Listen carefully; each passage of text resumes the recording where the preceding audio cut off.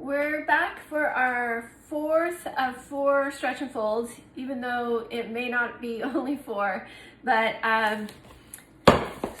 usually 4 is enough, but I have been known to do 5 if I feel like I need a little bit more gluten development. So I have all 3 doughs here, and always just before I start handling the dough, I've washed my hands. And so I have our very first dough. I keep doing these in the same order so that you know what dough I'm working with. So this one is the 800 bread flour, 150 pumpernickel, 50 spout. And we're gonna check this out. So I'm gonna do the stretch and fold first, and then I'm gonna kind of tell you what you're looking for. Now I noticed right away that in this dough, we're still not seeing any bubbles from the sourdough starter in the dough yet, and I suspect that that has to do with the pumpernickel flour that's in there that's a little bit coarser with some of the bran and the germ that's still left in there. But we'll do our stretch and fold. Again, my scoop, I'll get under, stretch, and fold. Definitely seeing a lot more stranding happening. 90 degrees, stretch and fold. 90, stretch and fold. And last one, this one starts to get a little bit tougher to do because that dough wants to just stay standing up. But stretch and fold. Now, this is still tearing quite a bit.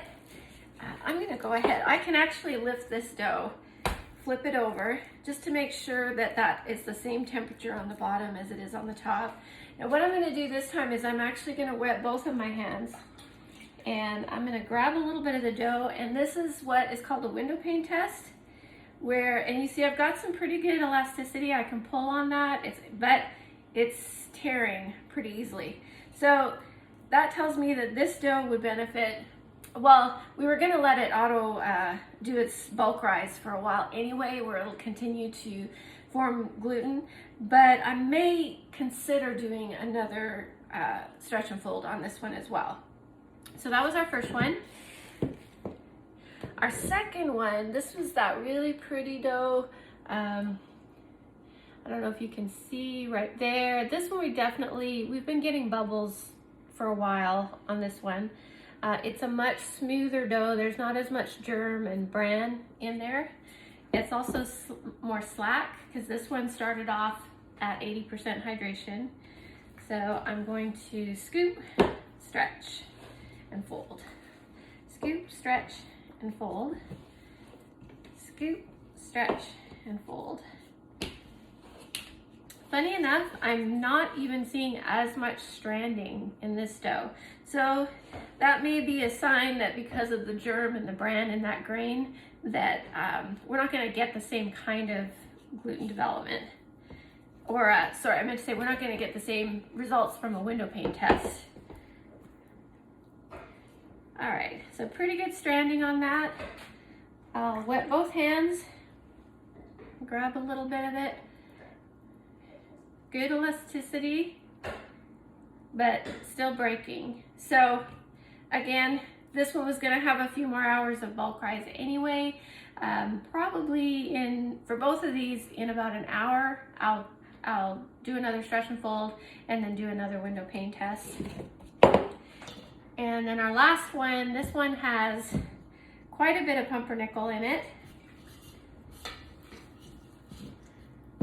Great stretch on that. I'm really surprised actually because of how much pumpernickel is in there. I'm surprised I'm getting that much stretch.